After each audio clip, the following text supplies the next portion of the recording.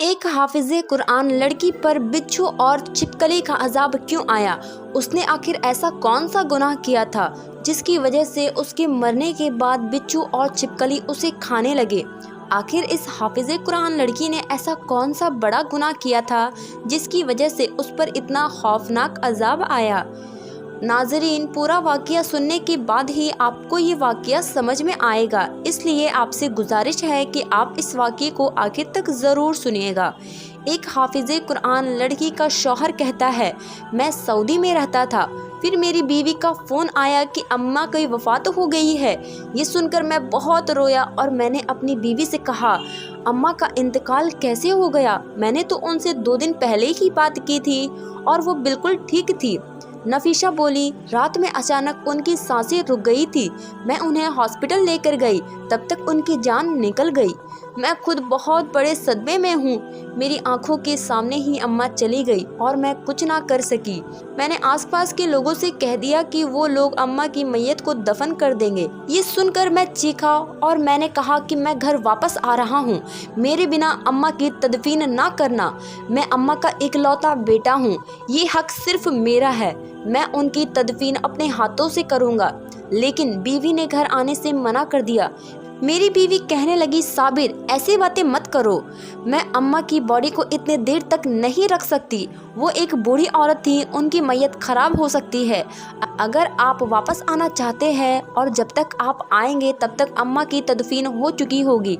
इतने पैसे खर्च करके और लोगों से कर्ज लेकर सऊदी गए हो और अब वापस आने में लाखों रुपए लगेंगे। मैंने अपना सब कुछ बेचकर आपको भेजा है, वापस आओगी तो सब बर्बाद हो जाएगा। हमारे बच्चे क्या खाएंगे? आप अपने काम पर तवज्जो दें और अम्मा के इसाले सवाब के लिए आप वहीं पर कुछ पढ़ ले। अम्मा थोड़ी ना आपके आने से वापस लौट आएंगी, लेकिन इससे आपको बहुत बड़ा नुकसान ज़रूर होगा। नफीशा ने साफ साफ लफ्ज़ों में मुझे आने से इनकार कर दिया। वो कह रही थी कि उसने पड़ोस में अली हसन से कहकर सारा इंतज़ाम करवा दिया है। उसने मुझसे बस कहा कि आप पैसे भेज दो। मैंने उसी वक्त उसके अकाउंट में पैसे भिजवा दिए। अम्मा के मरने के बाद मेरे लिए काम करना बहुत मुश्किल हो रहा था। अम्मा के अचानक इंतकाल ने मुझे तोड़कर रख दिया। मुझे दुख इस बात का था कि मैं अपनी अम्मा का इकलौता बेटा था और अम्मा की तदफीन भी ना कर सका और अम्मा का आखिरी दीदार भी नसीब नहीं हुआ। मेरा दिल खून के आंसू रो रहा था। नौकरी से वापस आकर अपने कमरे में लेट गया तो मेरी माँ मेरी आंखों के सामने घूमने लगी। मेरी माँ का चेहरा मुझे बेचैन कर रहा था। मेरी अम्मा ने मुझे माँ के साथ साथ बाप बनकर भी पाला था। सुबह से शाम तक लोगों के घरों में काम करती थी और बाकी वक्त घर पर और मेरे साथ बिताती थी। मैं जब सिर्फ 10 साल का था तब मेरे अब्बा इस दुनिया से चले गए थे। उसी वक्त से मेरी अम्मा लोगों के घरों में काम करना शुरू कर दी थी, जबकि मैं ऐसा नहीं चाहता था। मैंने कई बार अम्मा से कहा कि मैं अपनी पढ़ाई छोड़कर किसी दुकान में काम में लग जाता हूँ, कोई मजदूरी कर लेता हूँ, लेकिन अम्मा नहीं मानी। अम्मा का एक ही ख्वाब था कि मैं अच्छे से पढ़ लिख कर अपना मुस्तकबिल बेहतर करूँ।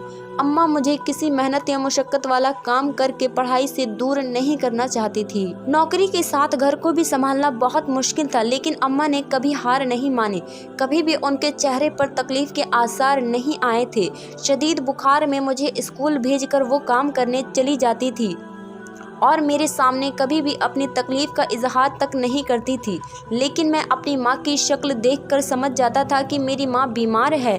मेरी अम्मा ने इसी तरह मेहनत और मजदूरी करके मुझे स्कूल से कॉलेज तक पहुँचाया। कॉलेज के दिनों में भी मैंने उनसे नौकरी की बात की। अम्मा, आप बहुत बीमार रहती हो, मैं कोई नौकरी कर लेता हूँ। तो अम्मा ने साफ मना कर दिया और कहने लगी, तू सिर्फ अच्छे से पढ़ाई कर, मेरे लिए इतना ही काफ़ी है। मैं चाहती हूँ कि मेरा बेटा पढ़ लिख कर एक बड़ा इंसान बने, बस मेरी यही ख्वाहिश है। साबिर ने कहा, अम्मा, मैं जवान हूँ, मैं नौकरी के साथ साथ पढ़ाई भी कर सकता हूँ। लेकिन अम्मा कहने लगी, मैं चाहती हूँ कि तू बहुत अच्छे नंबरों से पास हो। तेरे अब्बा का भी यही ख्वाहिश था कि तू पढ़ लिख कर एक काबिल इंसान बने। तेरे अब्बा को सारी ज़िंदगी इस बात का अफसोस था कि उन्होंने इल्म हासिल नहीं किया अपनी ज़िंदगी में। इसलिए मैं चाहती हूँ कि तुझे कभी भी ये दुख ना हो। मैंने अम्मा की इस बात को अपने पल्ले बांध लिया और खूब मेहनत करने लगा। अच्छे नंबरों से कॉलेज पास किया और यूनिवर्सिटी में स्कॉलरशिप मिल गया। फिर मैंने अपनी इंजीनियरिंग पूरी की और साथ ही नौकरी भी शुरू कर दी। धीरे धीरे नौकरी अच्छी होती गई और मुझे अच्छी खासी तनख्वाह मिलने लगी। इस तरह घर के हालात बदलने लगे। मेरी माँ मुझे अपने पास बुलाकर जब अपनी कोई ज़रूरत बयान करती तो मेरी बीवी नफीसा मुझसे लड़ना झगड़ना शुरू कर देती। वो कहती थी कि आपकी माँ मुझे सुकून से 2 घड़ी आपके साथ बैठने भी नहीं देती, जबकि मेरी माँ मुझे बहुत ही कम बुलाया करती थी। मैं खुद ही अपने माँ के पास जाकर बैठ जाता था, क्योंकि वो तन्हा थी, उनका मेरे सिवा कोई भी नहीं था इस दुनिया में। इसलिए अम्मा को मेरे साथ की ज़रूरत थी। अम्मा ने अपनी सारी ज़िंदगी मेरे पीछे कुर्बान कर दी थी। एक दिन मेरे और नफीसा के बीच में झगड़ा इतना बड़ा हुआ कि अम्मा मेरे कमरे में आ गई और कहने लगी कि क्या बात है बेटे, तुम क्यों बहू के साथ झगड़ा कर रहे हो। सुनकर नफीसा कहने लगी, इसमें सिर्फ आपकी ही गलती है। मेरे शौहर सिर्फ आपकी वजह से मुझसे झगड़ा करते हैं। आप इन्हें लेकर के बैठ जाती है और सिर्फ इनके कान भरती रहती है और इसके बदले में ही ये सब कुछ होता है। मैंने जब नफीसा के मुंह से ये सुना तो मैंने उसे ज़ोरदार एक थप्पड़ मारा। वो मेरी माँ से जिस लहजे में बात कर रही थी वो मेरे लिए बर्दाश्त करना बहुत मुश्किल था। फिर मेरी इस हरकत पर मेरी अम्मा ने मुझे एक ज़ोरदार थप्पड़ मार दिया और कहने लगी, तुम्हारी इतनी हिम्मत कैसे हुई अपनी बीवी पर हाथ उठाने की? मैंने तुम्हारी ऐसी तरबियत तो नहीं की।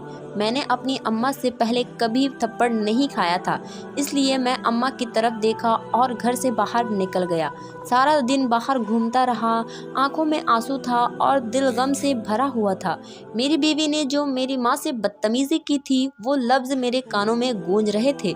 मुझे नफीसा पर इतना गुस्सा आ रहा था कि मेरा दिल घर जाने को एक ज़रा भी नहीं कर रहा था।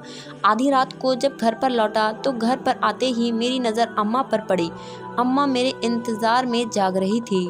मुझे देखते ही अम्मा ने मुझे अपने पास बुलाकर बैठाया और कहने लगी, बहू अभी नादान है, तुम्हें समझदारी से काम लेना चाहिए।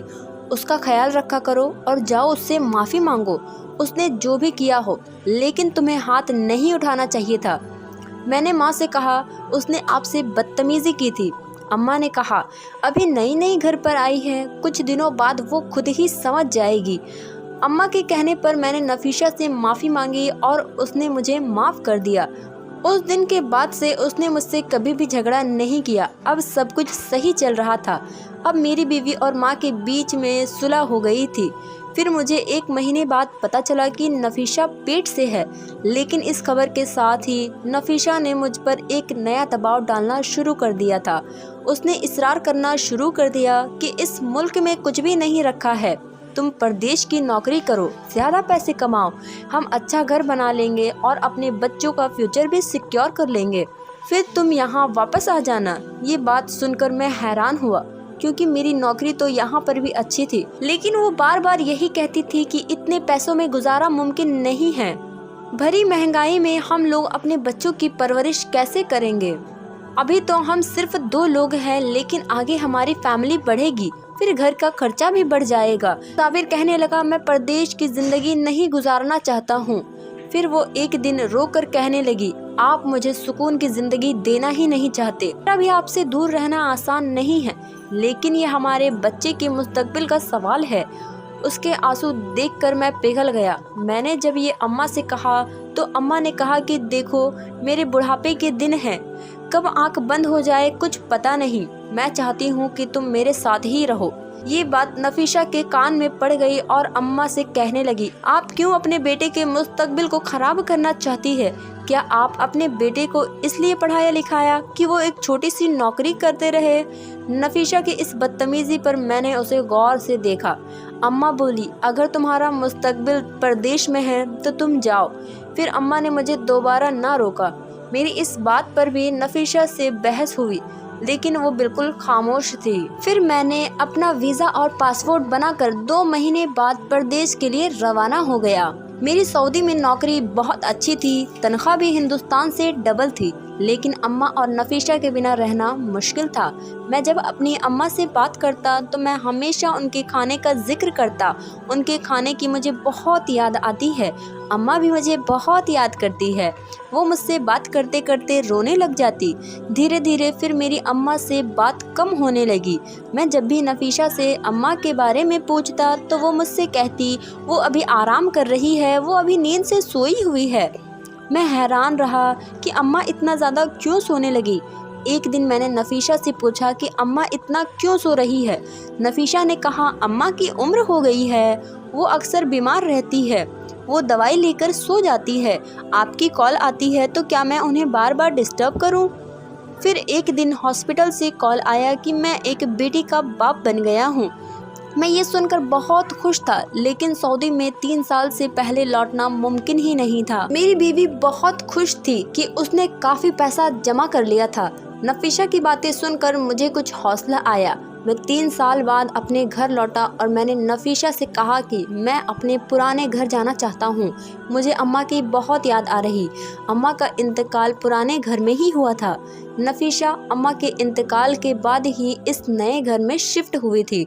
नफीशा कहने लगी मैंने उस पुराने घर को बेच दिया है। ये सुनकर मेरी आंखें फटी की फटी रह गई। मैंने उससे गुस्से में कहा ये तुमने क्या किया? वो मेरी माँ का घर था, मेरा बचपन उसी घर में गुजरा था।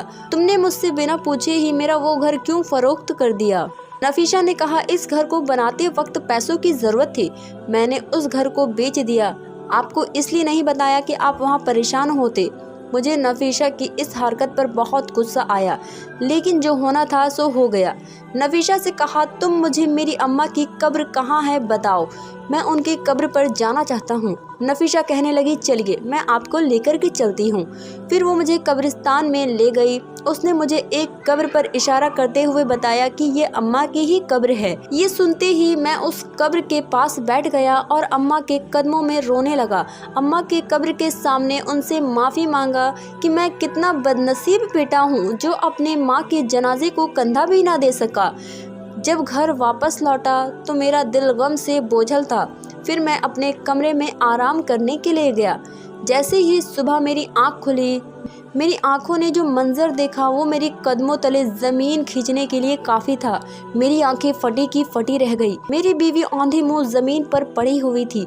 मैंने जब उसे सीधा किया तो उसकी जान निकल गई थी, वो इस दुनिया से चली गई थी। मैंने उसे गाड़ी में लिटाया और हॉस्पिटल ले गया। डॉक्टर ने चेक किया तो बताया कि इनको रात में हार्ट अटैक आया था, जिसकी वजह से वो काफ़ी घंटों पहले ही मर चुकी है। अभी मैं अम्मा की मौत से बाहर निकला ही नहीं था कि एक और गम मुझ पर टूट पड़ा। फिर मैंने सब्र और हिम्मत करके अपनी बीवी की तदफीन की। तदफीन के बाद मैं काफ़ी देर तक कब्रिस्तान में बैठकर रोता रहा। फिर मुझे अपनी बेटी की याद आई।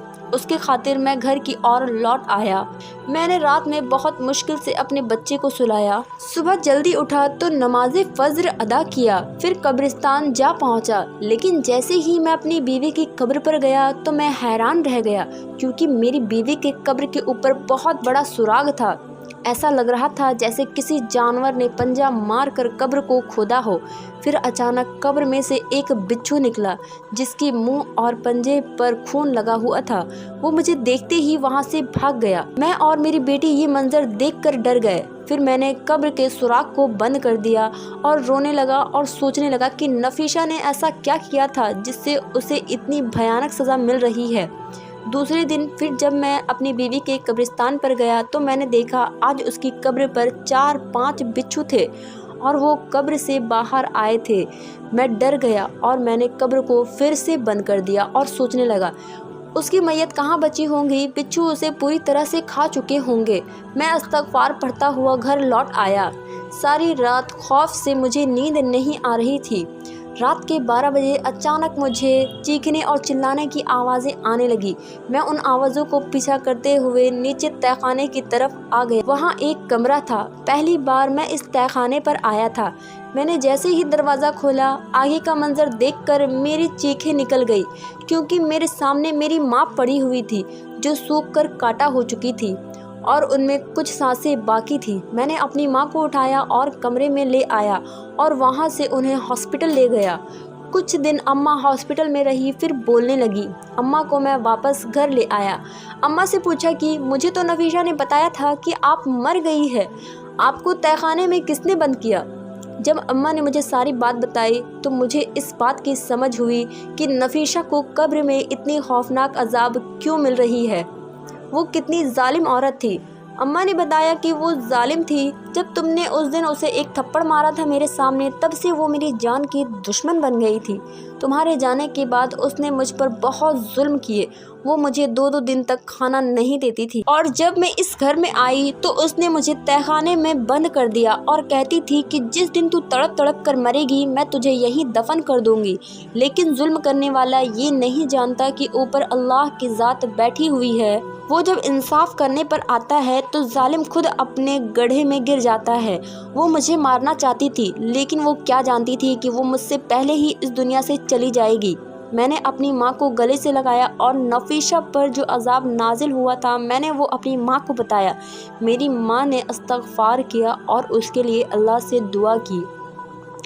अल्लाह हम सब को गुनाहों से दूर रखे और नेक अमाल करने की तौफीक अता फरमाए। आमीन या रब्बुल आलमीन। आप भी कमेंट में आमीन ज़रूर लिखिएगा। उम्मीद करती हूँ आपको हमारा आज का ये वीडियो पसंद आया होगा। अगर आपको हमारी आज की ये वीडियो पसंद आई तो हमारे इस वीडियो को एक लाइक करें और ज़्यादा से ज़्यादा शेयर करें। और अगर आप इसी तरह का वाक़या और इस्लामिक वीडियो देखना चाहते हैं तो मेरे इस चैनल को जल्दी से सब्सक्राइब करें।